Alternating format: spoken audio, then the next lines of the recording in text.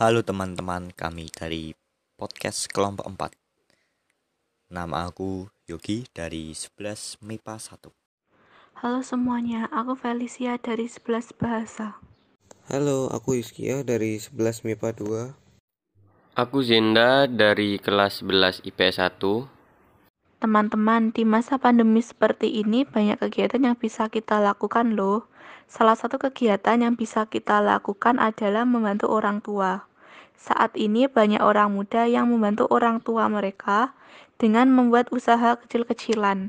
Usaha kecil-kecilan. Misalnya kayak apa? Misalnya kayak teman aku nih, dia kerja bikin roti di rumah temennya buat bantu orang tuanya. Dia sama orang tuanya sekarang tinggal di Jerman. Karena dia udah lulus SMK, dia bisa kerja. Aku ceritain ya, tapi pakai bahasa Jerman. Mein Name ist Belinda, ich bin ein Bäcker. Ich arbeite von 9 bis 17 Uhr. Meine Aufgabe ist, das Brot zu backen. Das Brot muss gut backen, damit es gut schmecken. Intinya dia ngomong gini, dia itu tukang roti. Dia kerja dari jam 9 pagi sampai jam 5 sore. Tugasnya memanggang roti. Roti yang dibuat harus mengembang biar enak. Oh begitu, berarti kalau kerja tuh harus pakai surat lamaran kerja atau job application gitu ya? Enggak semua kok. Surat lamaran kerja atau job application itu digunakan buat melamar kerja di suatu perusahaan. Kayak gini nih.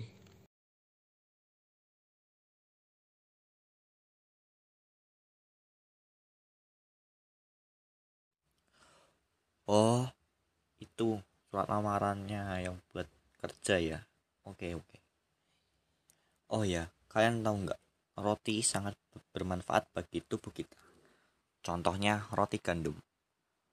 Roti ini kaya akan nutrisi yang dapat membantu kita memenuhi kebutuhan nutrisi harian tubuh. Roti gandum merupakan makanan bergizi yang sangat baik untuk pertumbuhan dan cocok dikonsumsi oleh semua kalangan, baik anak-anak, orang dewasa maupun ibu hamil. Oh, Roti pemahamanmu gandum bagus itu sekali ya, memiliki Gi. lebih banyak kandungan zat gizi Aku jadi seperti tahu vitamin banyak B hal deh dan dengan kamu serat membagikan dibanding roti informasi putih. ke kita. Karena Tentunya yang dalam nanti aku unsur akan gandum makan dalam makanan yang bentuk kandung bergizi memberi agar aku gizi. sehat dan tentunya sendi-sendiku makin terjaga. Roti gandum itu mengandung Oh ya banyak Ki, gizi, ngomong-ngomong jadi sendi itu roti ini apa bisa sih? membantu Dan menjaga bisa gak kesehatan jelasin sendi secara kita singkat aja ke agar dapat kita-kita dilakukan dengan fungsinya sendi itu? mengonsumsi makanan yang akan Pertanyaan kaya bagus itu, kalsium, Val. Jadi protein, gini, vitamin C, sendi itu vitamin D, bagian yang menghubungkan tulang antioksidan, dan membantu tubuh dan asam bergerak. lemak omega Jumlah 3. sendi setiap orang itu berbeda Kita dengan satu mengonsumsi sama lain. tersebut berarti kita Setidaknya juga ada sudah sekitar mencegah adanya 250 gangguan sistem hingga gerak. 350 Salah sendi satunya yang adalah menghubungkan rakitis. tulang-tulang kita.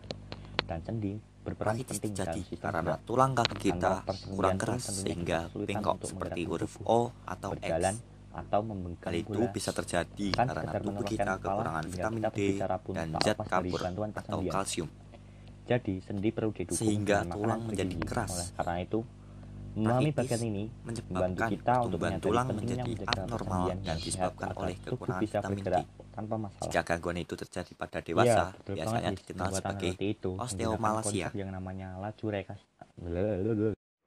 Oh ya, dengar-dengar pembuatan roti itu menggunakan konsep laju reaksi ya? Apa sih itu maksudnya? Hah? Laju reaksi itu apa sih? Hubungan dengan roti kok baru tahu aku. Iya, betul banget, Yus. Pembuatan roti itu menggunakan konsep yang namanya laju reaksi. Jadi, pada proses pembuatan roti, adonan akan ditambahkan ragi agar lebih cepat kalis. Penggunaan ragi dalam proses pembuatan adonan roti itu salah satu contoh penggunaan katalis dalam proses percepatan pembentukan adonan kue yang kalis dan mengembang. Jadi, selain membuat adonan menjadi mengembang, fungsi ragi sendiri dalam pembuatan produk roti antara lain mematangkan dan mengumpulkan gluten sehingga adonan dapat menangkap gas CO2 yang dihasilkan pada pembuatan roti. Jadi gitu sih kurang lebih penjelasannya. Peace. Oh, berarti kalau kita mau membuat roti menjadi kalis dengan cepat, kita harus membutuhkan yang namanya ragi ya.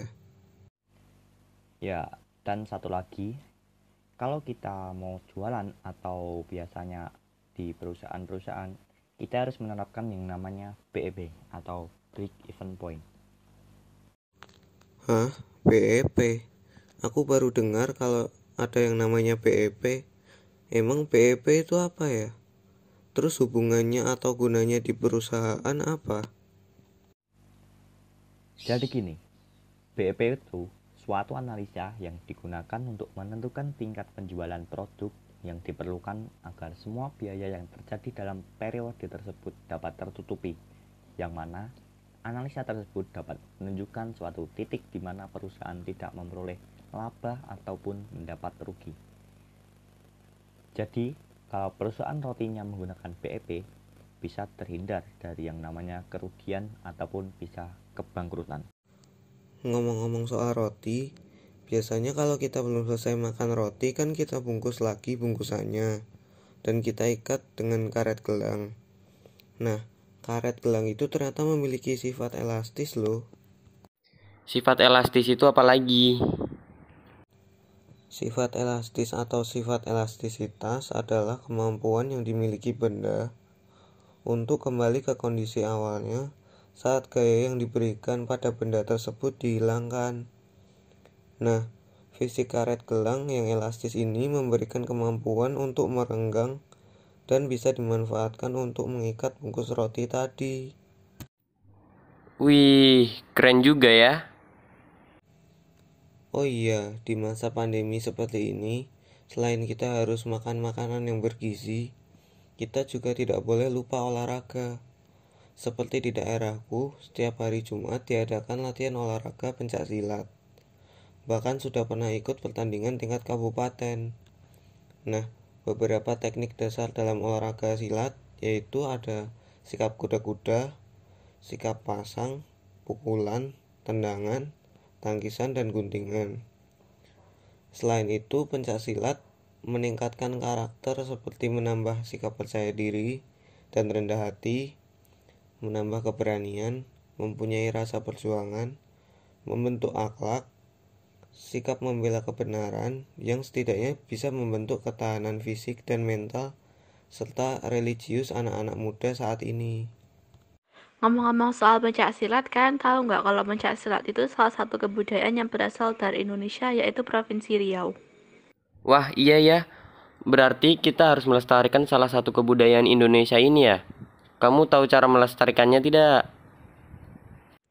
Kita sebagai anak muda generasi penerus bangsa memang seharusnya melestarikan kebudayaan pencaksilat ini. Usaha yang bisa kita lakukan yaitu belajar olahraga pencaksilat kayak yang dikomongin kamu tadi, His.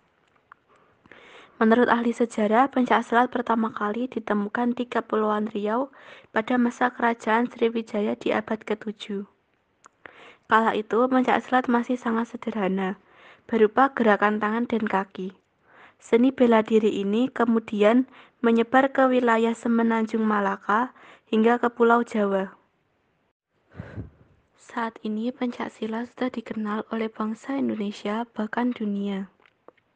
Upaya yang dilakukan oleh bangsa untuk melestarikan kebudayaan ini yaitu membentuk induk organisasi pencaksilat Indonesia, yaitu Ikatan Pencaksilat Indonesia atau IPSI, dan membentuk organisasi yang mewadahi federasi-federasi di berbagai negara, yaitu Persekutuan Pencaksilat Antar Negara atau PERSID. Organisasi ini dibentuk oleh Indonesia, Malaysia, Singapura, dan Brunei Darussalam. Iya ya, negara lain aja mau mempelajari dan melestarikan budaya kita. Seharusnya kita sebagai bangsa Indonesia mau untuk belajar dan melestarikannya. Jangan sampai pencaksilat ini diakui negara lain. Bener banget, bahas pekerjaan udah, makanan sehat udah, olahraga dan kebudayaan udah. Jangan lupa pelayanan di gerejanya ya. Emangnya apa yang bisa kita lakukan? Banyak cara yang bisa kita lakukan, seperti menjadi putra-putri altar, prodiakon untuk orang dewasa, petugas tatib, lektor, ikut kur gereja, dan terlibat di setiap kegiatan lingkungan maupun gereja. Di masa pandemi seperti ini, keterlibatan umat atau kaum awam sangat diperlukan. Sebagai kaum awam, kita dapat terlibat dengan cara mengikuti misa online ataupun misa offline dengan protokol kesehatan. Guys, kalian tahu nggak tentang Aufkaruf?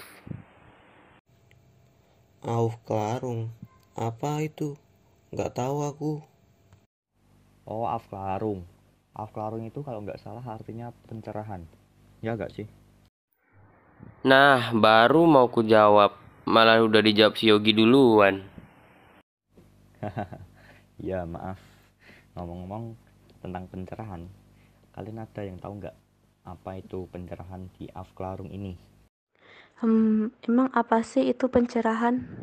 Aku bantu jelasin ya teman-teman. Jadi, Aufklärung itu adalah kata Jerman yang berpadanan dengan kata Inggris enlightenment, yang berarti pencerahan atau penerangan. Kata ini menunjukkan emansipasi manusia, kungkungan wibawa, purba sangka, adat, dan tradisi semata-mata. Semua itu disebabkan oleh dengan desakan dari manusia sendiri untuk berpikir lebih bebas tentang masalah kehidupan sendiri. Pergerakan ini banyak tokoh-tokoh yang di masa ini. Tokoh yang kebanyakan muncul di masa ini berasal dari Inggris dan Prancis loh. Seperti Jean-Jacques Rousseau, Isaac Newton, John Locke, Voltaire, dan masih banyak lagi. Dari tokoh-tokoh tersebut ada yang bisa ngasih satu contoh pemikiran atau gagasan? Bisa, John Locke itu lahir pada tanggal 29 Agustus 1632 dan dia sekitar meninggal itu pada tanggal 28 Oktober 1704. Umurnya itu sekitar 72 tahun.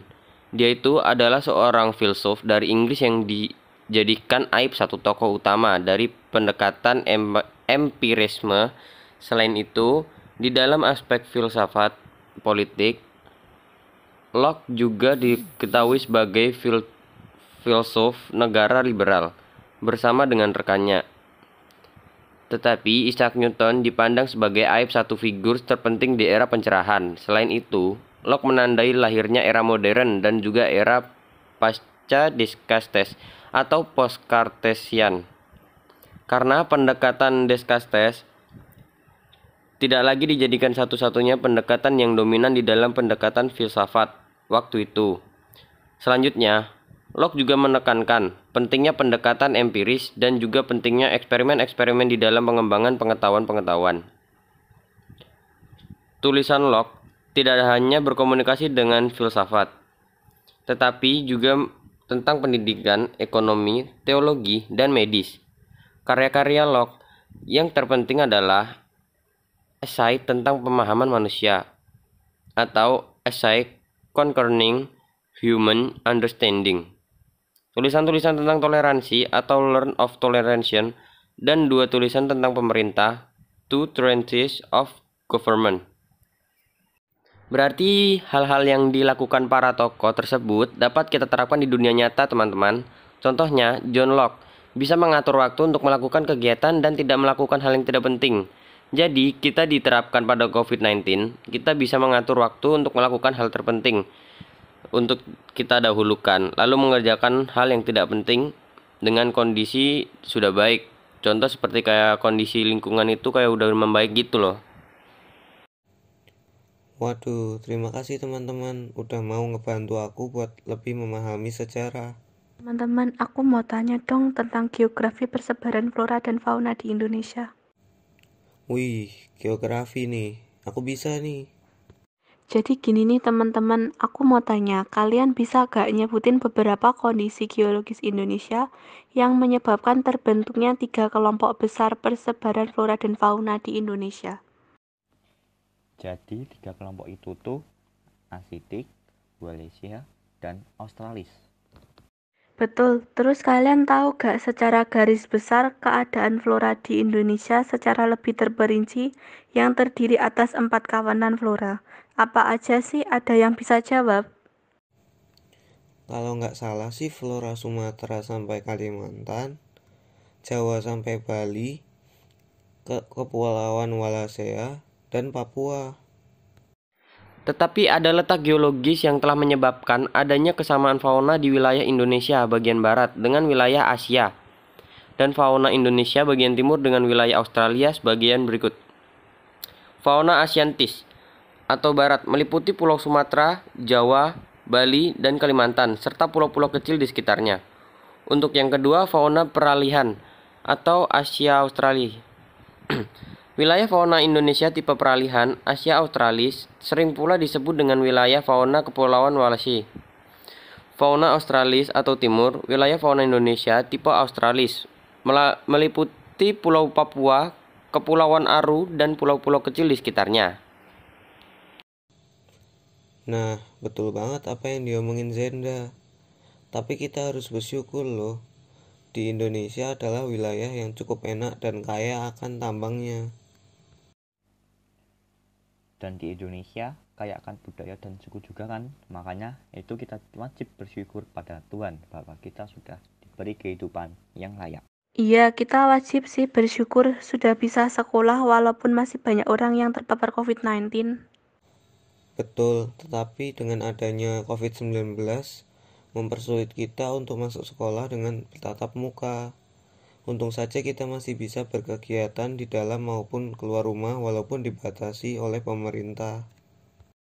Tidak apa-apa, selagi kita masih ada smartphone dan internet, kita bisa menjelajahi berbagai tempat walaupun kita sedang di rumah dan hanya bisa melihat melalui handphone. Wah, bener banget tuh. Makin kesini zaman juga sudah semakin modern.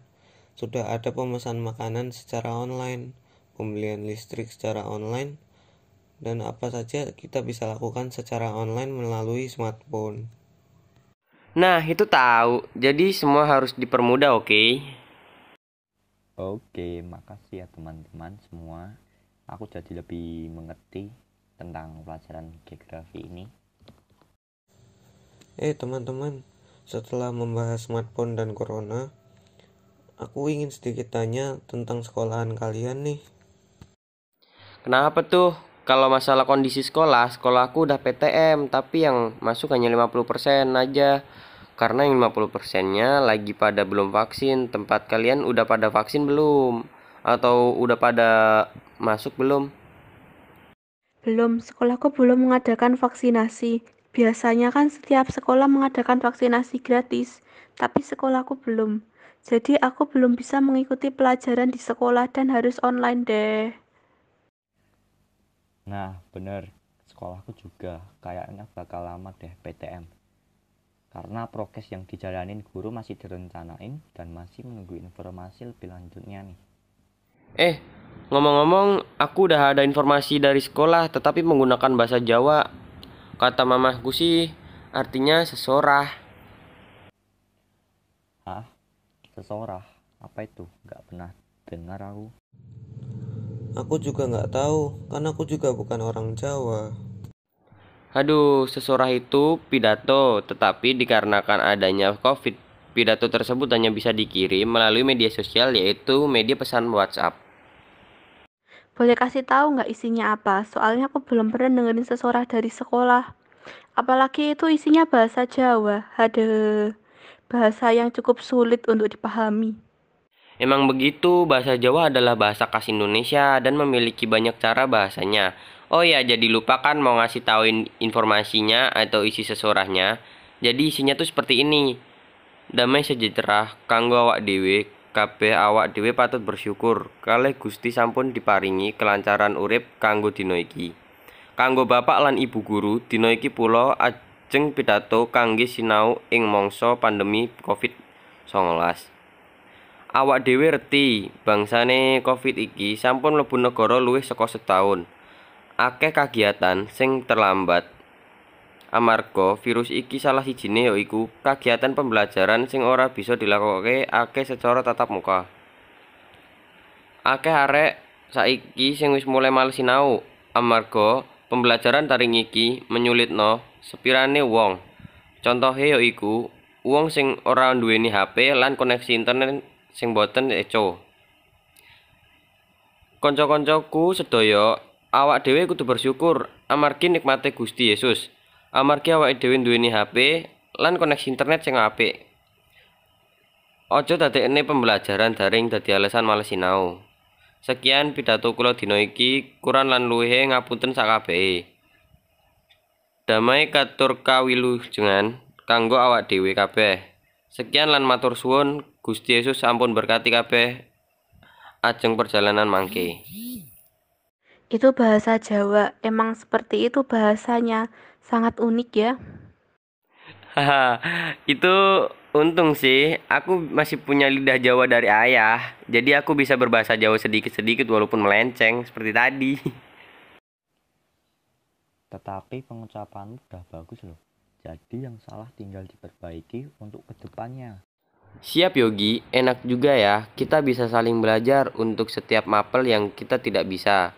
Lalu kita belajar bersama dan kita bahas bersama tiba-tiba dan tanpa kita sadari udah menyelesaikan banyak mapel dengan cepat dan tanggap.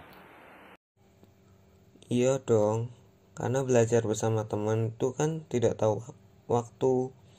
Karena bercanda dicampur dengan pembelajaran udah seperti bermain. Iya nih, aku sangat berterima kasih sama kalian udah mau mengajarkanku berbagi pelajaran dan mapel yang sangat aku tidak bisa. Iya, sama-sama. Asal kita niat dan mau berusaha, pasti kita bisa melakukan hal yang menurut kita mustahil menjadi berhasil.